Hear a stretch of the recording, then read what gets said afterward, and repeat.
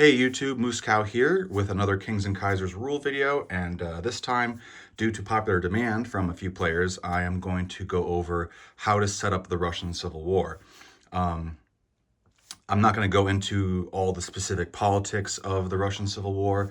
I'm primarily going to be talking about just the setup and how to apply that because these territories here, all the ones you see with German markers on them, those are the territories that can theoretically become forfeited to the Central Powers if the Central Powers accept the armistice. If the Russian Civil War occurs and the Central Powers accept the armistice, these are the territories of the Central Powers, not just Germany. I just threw German units and some Russian units and some British units down here just as like a quick little reference and such. But these are the territories that are that it's possible for the Central Powers to keep if they accept the armistice, which then kicks off the Russian Civil War immediately. Anyway, a little bit of a mouthful. The other territories that do not have roundels on them, always, if the armistice is accepted, the Russian Civil War kicks off. The territories without roundels, those will always be a part of the Russian Civil War, and those get referred to as Inner Russia. Politically speaking, these get referred to as Inner Russia. These territories get referred to as Outer Russia. But because these are somewhat of a variable, it is possible for some of these to be considered part of Inner Russia as well. And I'll get into that in a bit. But again, the territories with German markers on them, it doesn't have to go to Germany specifically. It can be any Central Power. I just threw that down there as an example. These territories are the ones that the Central Powers can potentially keep. So that's Finland, Estonia, Lithuania, Belarus, Poland, Western Ukraine, Crimea, and Caucasus, okay? If the Central Powers end up with, even Central Russia and they agree to the armistice, then they have to back out of Central Russia and forfeit that to the Soviets and with the Soviet setup, or if say if they controlled Eastern Ukraine and they accept the armistice, they would then have to back out. Anyway, so kind of to bounce back a little bit to the beginning of this, if the Russian Revolution happens, the Russian Revolution occurs if the Central Powers control enough original Russian territories, not Russian aligned territories, if they control enough original Russian territories at the end of the Russian Empire's conduct combat phase. So basically kind of in the middle of the Russian Empire's turn, after they've conducted combat, before they place their purchases down, etc., etc. If the Central Powers still control enough, the armistice is offered, and there's kind of a there is a bit of a flux with that as well. So if you see here on page 12 of the rule book, this is where you get the information about the Russian Revolution itself, what ignites it, and so on and so forth. If the armistice is accepted, if the armistice is denied. If the armistice is denied, essentially the game continues as normal, and the Central Powers don't get the Russian Revolution point. But anyway, I digress. And then the rest of this is about the Russian Civil War itself. And then in the back of the rule book, on the setup side of things, on page 41, that's where you get the Russian Republic set up, the White Russian movement set up, the Soviet Russian Republic set up, and the White Russian movement set up.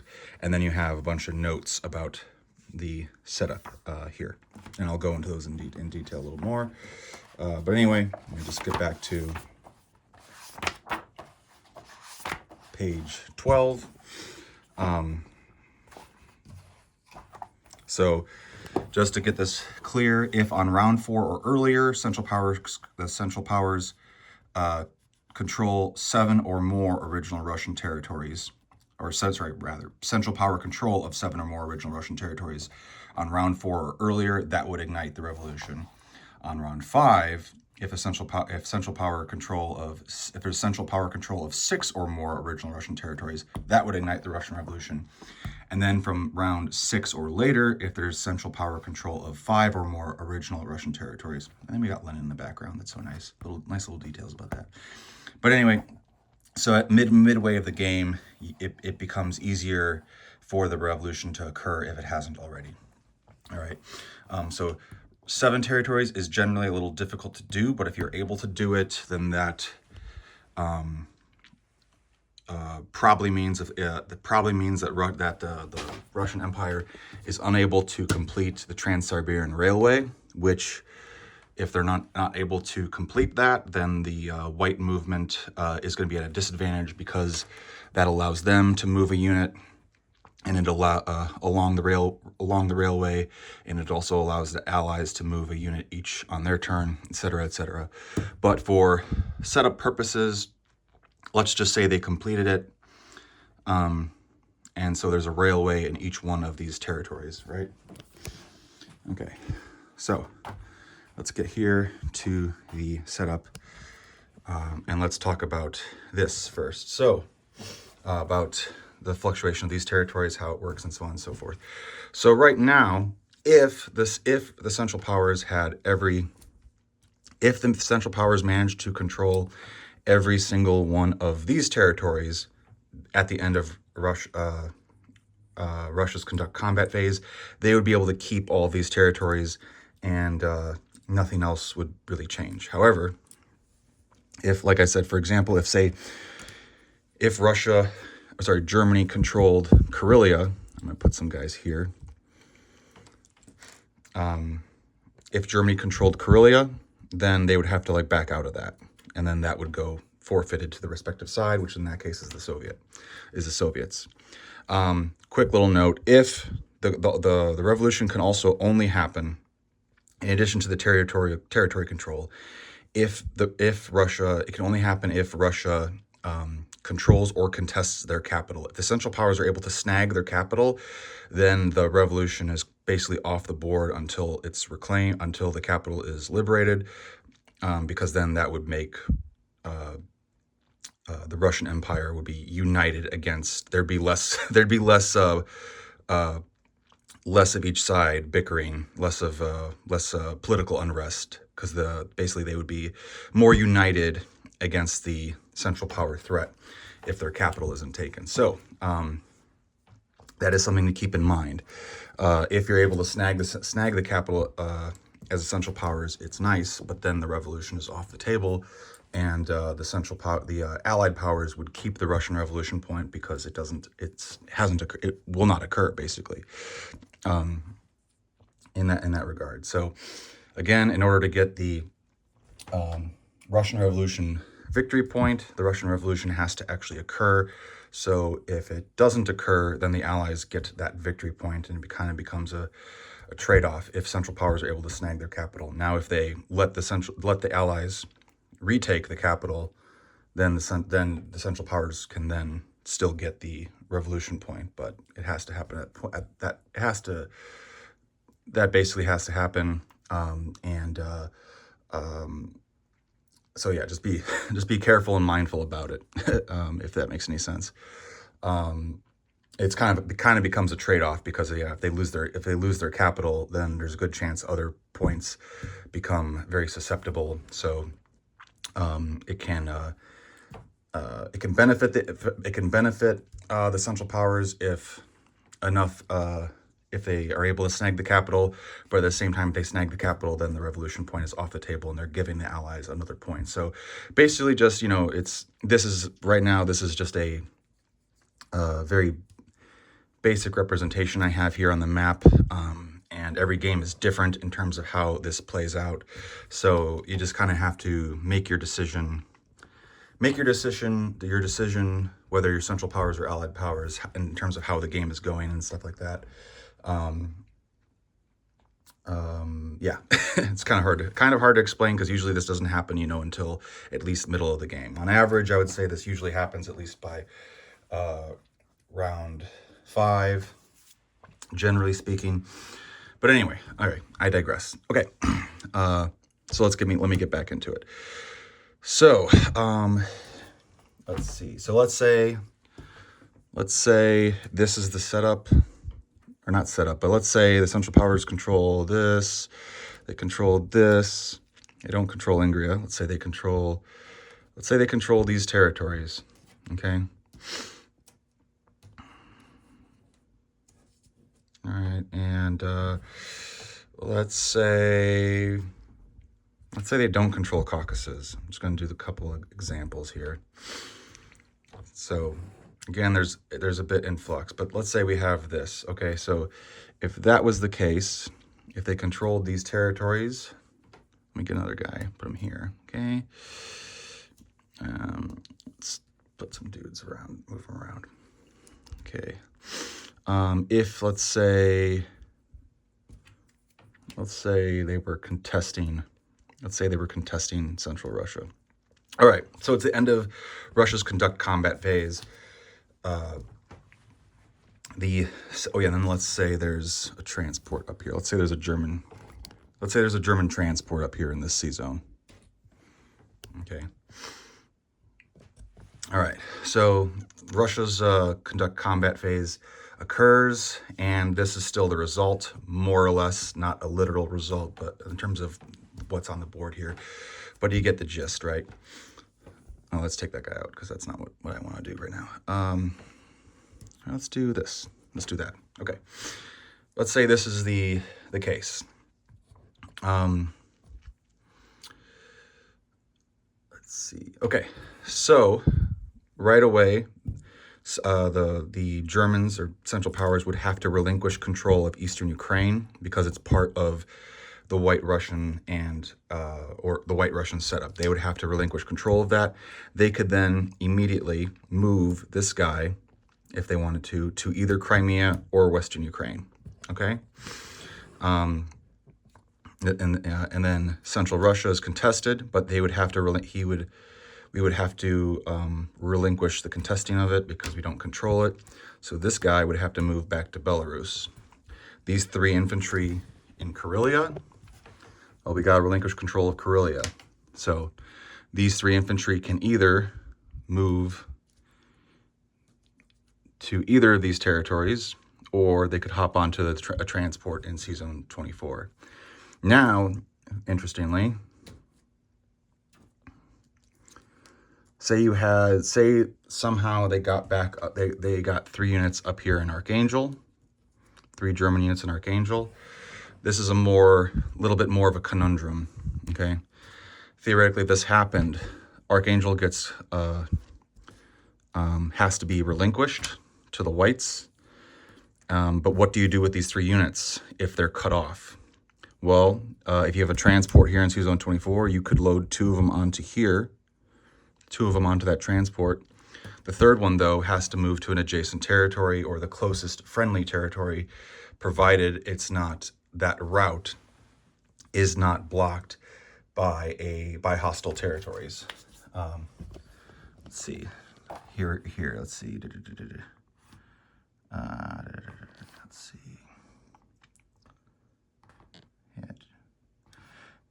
Yeah. So if the Central Powers control or contest any of the territories of the Soviet Republic or White Movement setups, control of these territories is transferred to their designated Russian faction, and Central Power units are immediately moved to the closest friendly territories or to friendly transports in an adjacent sea zone, provided their path is not interrupted by a hostile territory or sea zone. So, unfortunately, this guy... sorry. Let me finish that. I ended that prematurely. If there is no such friendly territory or transport, they are removed from play. So, as the Central Powers, you do have to be kind of conscious of that and be mindful of it. So, if this is a hostile territory, this is a hostile territory. Like, say it wasn't contested.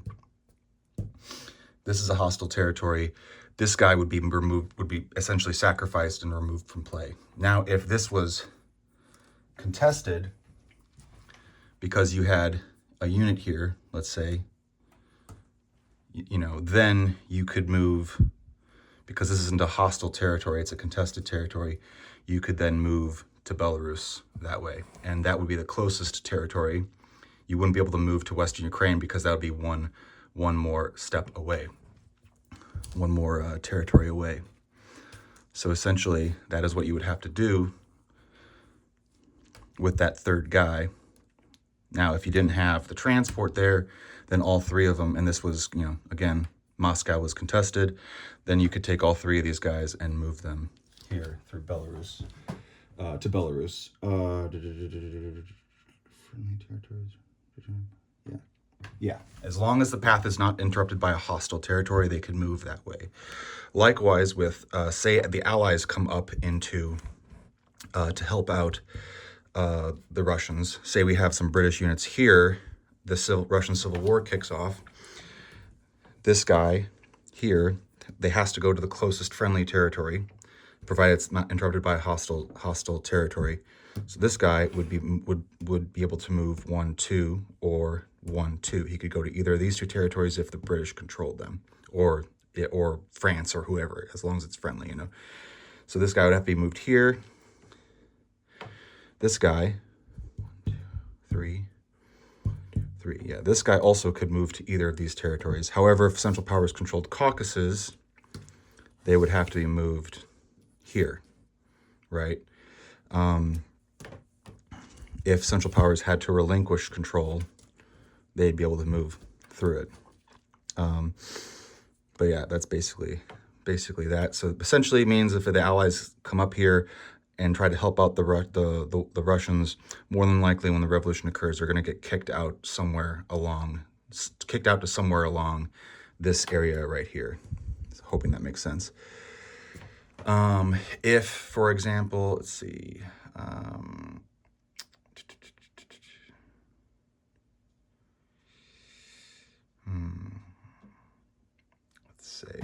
trying to think of how to do this. Let's try to think of another example.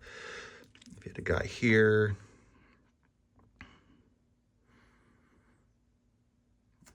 let's see. Now, so say you had British units like this. This guy in Volga would have to be moved to either of these two territories. This guy in Tatarstan would have to be moved to Persia because it's closer than Armenia is, because that's 1, 2, 3, and this is just 1, 2 away. All right, so there you go. If the Central Powers, let's see, actually scratch that. They basically would be moved down to here. Okay, so it's kind of that. I think that does a decent job kind of explaining the movement of them. Let's see. Okay. All right. Let me just get these guys off the board here. So let's say at the end the revolution occurs. Let's say the revolution occurs and the Central Powers have, more than likely the Central Powers have, say, 1, 2, 3, 4, 5. Let's see. I'm just going to mark these. Say they don't have these, have Estonia or Belarus. Okay. Okay. So basically you clear all the Imperial Russian units off the board, except for their C units. Their C units do remain in play, and their C units, as a side note, their C units do remain, while there's armistice between Russia, it's more so armistice between the Russian government, the Soviets, and the Central Powers, right? So while these remain in play, they do remain at war, or are considered to still be at war with the Central Powers. So these if there's, like, say there's Ottoman cruisers or other units here, they can still mess with each other. They can still conduct convoys, convoy disruption against the Central Powers. This dreadnought can still futz around and be a thorn in the side of the Central Powers. So just keep that in mind. It's just that white unit, land and air units have to stay within Russia, with exception to Mongolia. Okay. Anyway, let's get into the setup real quick. So Central Russia. Okay, so Central Russia gets 3 Soviet artillery, a roundel, 7 infantry, and 2 cavalry. Karelia gets an infantry. Ingria gets a fighter, 8 infantry, a cavalry, and an artillery. A Soviet cruiser goes down in Sea Zone 25.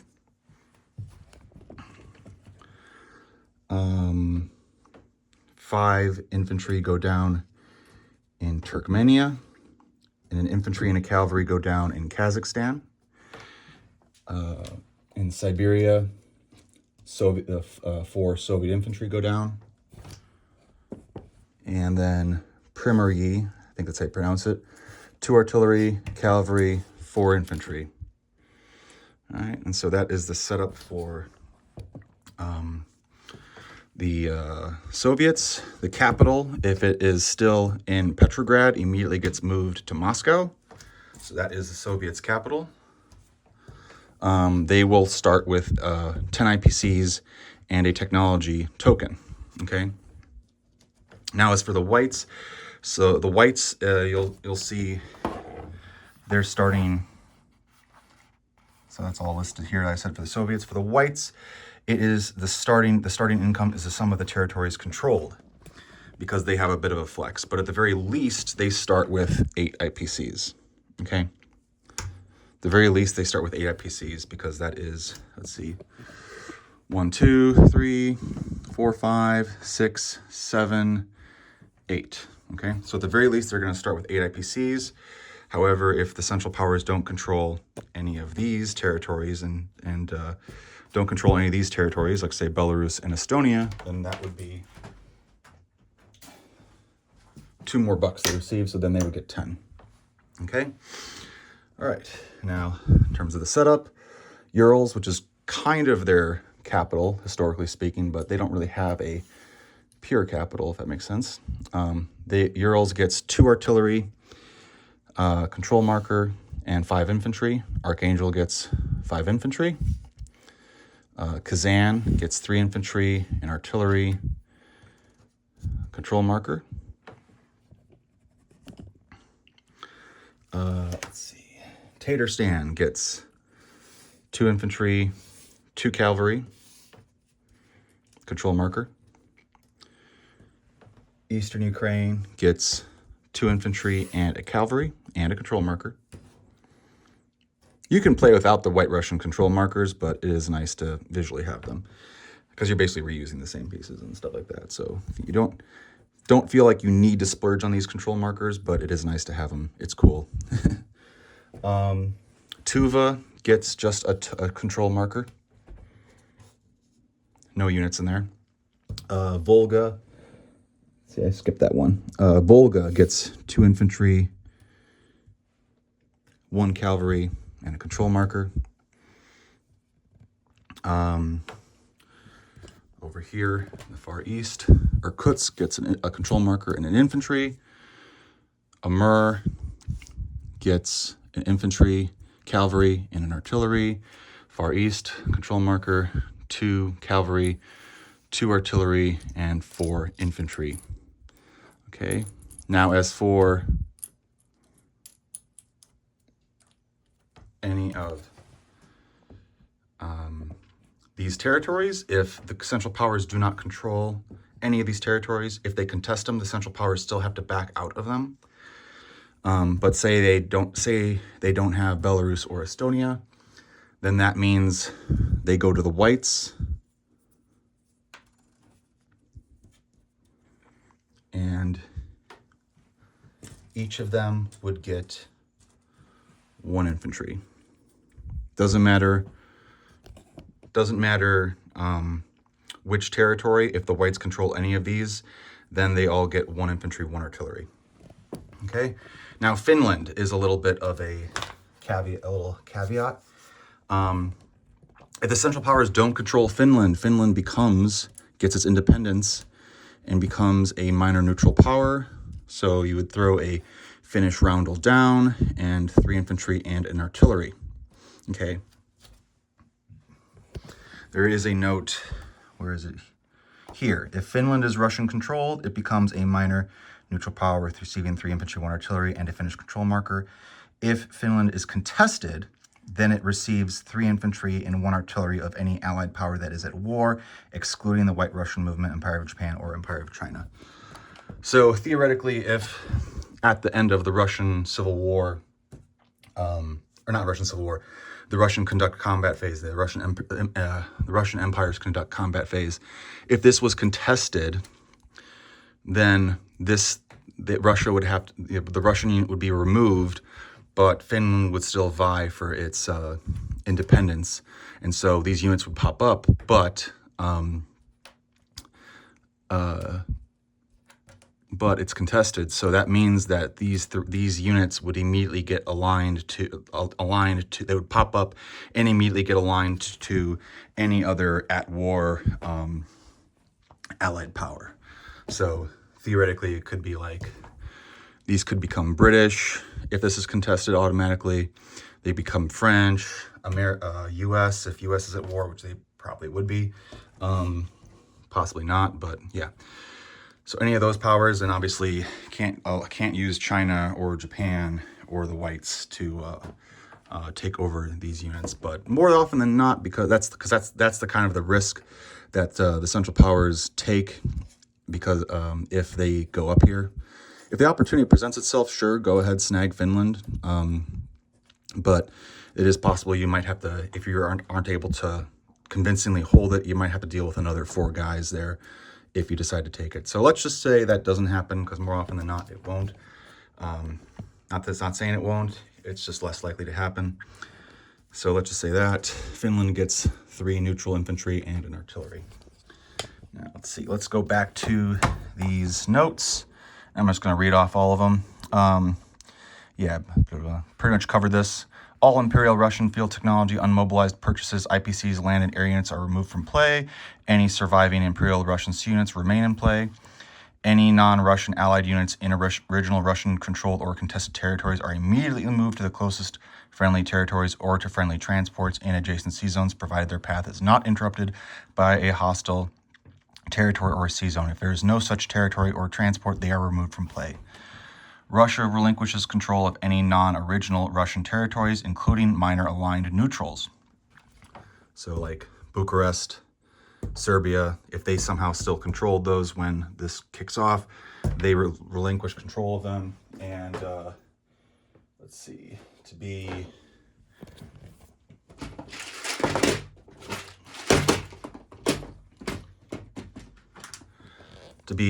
just to cover what this is saying. Here, where was I? Okay, right here. If units belonging to other allied powers are in these territories, let me back up. Russia relinquishes control of any non-original Russian territories, including minor aligned neutrals. If units belonging to other allied powers are in these territories, control is established based on the rules for moving all units out of a contested territory. Otherwise, these territories will remain uncontrolled, with an anarchy roundel placed in them to reflect this until another power moves into them, and will not mobilize units when entered, because they've already been mobilized before. So if Russia controlled Romania when this kicked off, then basically Romania becomes up for grabs. Same for Serbia. If somehow, very unlikely, but you got to address these things. So, but yeah, if Russia was contesting or controlling Serbia when the revolution kicked off, yeah, that's basically what happens with both of those. And if Russia came down and if Russia had controlled Persia, then that would happen, and then UK could move in there and snag it, basically. If Russia was say Russia controlled this and Britain already had a guy there, then Britain would automatically just take it. Butterfingers. Then Britain would automatically just seize control of it. Okay? All right. Let's see. If Petrograd is still the Russian capital, then the capital is moved to Moscow. Already covered that. If the Central Powers control or contest any of the territories of the Soviet Republic or White Movement setups, control of these territories, let's get a little closer in focus. Control of these territories is transferred to their designated Russian faction, and Central Power units are immediately moved to the closest friendly territories or to friendly transports in adjacent sea zones, provided their path is not interrupted by a hostile territory or sea zone. If there is no such friendly territory or transport, they are removed from play. Any units of Central Powers present in remaining contested original Russian territories except Finland are immediately moved to adjacent friendly territories that they control or to friendly transports in adjacent sea zones. If there is no such friendly territory or transport, they are removed from play. Touched on that already. If the Central Powers control any territory, so this is an error right here. So kind of have to be in the know a little bit. We've talked about this in the Kings and Kaisers WhatsApp chat. And this was an error that when we published the 1.5 rulebook, this was meant to be deleted because originally we had it in the 1.4 version. We had it so that the Central Powers could keep any territories of the White Russians set up, but then we found that would just kind of end up hosing the game, either hosing the Whites or hosing the Soviets if the Central Powers went up and snagged Urals, for instance, and it was unfair for them to keep Omsk and the Russian Civil War keep going, because then you basically don't allow the Soviets to be able to move past this to the rest. So the Whites, the rest of Far East Russia, which basically more or less can kind of allow the Whites to just get the Russian Civil War automatically, because the Soviets really can't make any headway in that direction unless they build just a ton of transports up here to drop off into Urals and such. So just kind of throwing it out there. So this, as you'll notice if you read it, it says if the Central Powers control any territories the White Russians set up, the White Russians do not receive those territories or units. So if you have this manual or whatever, just this obviously conflicts with the rest of this. So this one right here, this is an error. Delete this. Delete this, delete this. When I've been working on a new manual, not that there's anything different really, but just having some corrections, clarifications, making things a little bit more clear, but the rules are basically the same. So that is a work in progress, but that will be deleted when that comes out. And then here, if Finland is still Russian controlled, it becomes a minor neutral power, receiving 3 infantry, 1 artillery, and a Finnish control marker. If Finland is contested, then receives 3 infantry and 1 artillery of any allied power that is at war, excluding the White Russian movement, Empire of Japan, or Empire of China. I've already read this, but I felt like, hey, I've come this far. Why not do it? And then both factions receive their starting income. The Soviet Republic is played by any Central Power player, while the White Movement is played by the original Russian Empire player. Okay. So without further ado, now that is set up, so essentially the Russian Empire goes, they fail to prevent the revolution. The revolution occurs. The Central Powers agree to the armistice that is offered to them, and then the setup is applied, and the Russian Civil War immediately kicks off. So basically you have like a Russian sandwich of the Russian Empire player, the Soviet player, the White Movement player. And then the game continues as normal, and then next round it would just be the Soviet Republic, and then the White Movement, and then continue in the same turn order and whatnot. Let's see what else. And side note, Mongolia is able to be aligned by the White Movement. So if these have not been attacked by China, which most of the time that never happens really, but if basically the White Movement can come in here and snag and gradually align these territories and units, as is actually kind of historically accurate. The Whites, I can't remember his name. He had a crazy, I think it's Sternberg. I think it was his name, Ungern Sternberg. Crazy White Movement general. He came in, took over Mongolia, and kind of became a warlord of Mongolia before the Soviets came in here and kicked him out and stuff. But if you're playing with the Russian Civil War, having this chaos explode, just this explode, while everything else is going on with the rest of the game, this is really cool. It is fun because all of a sudden, unlike in BBR usually does not have this much of a explosion of conflict that happens in the Far East especially. So this is actually, if you haven't played it, This is really fun, and it just adds a lot of variety to what is going on. The Japanese have to help out. The Americans usually help out a little bit too, in order to make it a fair fight. The Soviets have the advantage. The Soviets have the advantage, as is historical, and yeah, it's just it's cool. So that is, I hope, it took me a long time to explain it, and I kind of put off making this video because I knew it was going to take a while to explain it. But that is basically how you set up the Russian Civil War. So if you have any questions, comments, concerns, want some more clarifications, put them down in the comments and I'll address them when I can. But yeah, this is basically how you set up the Russian Civil War. And just as a side note, if you're the Central Powers, you know, selecting which territories you want, I do highly recommend to snag Caucasus, because if you don't, it goes to the whites, and then the Central Powers can't enter it. The Allied powers could enter it, but then they can't go. Once you go into inner Russia, you can't go to outer Russia. You're like dedicated to this fight and stuff. So allies could come in there, but they wouldn't be able to proceed further to Central Power controlled Crimea in this instance here.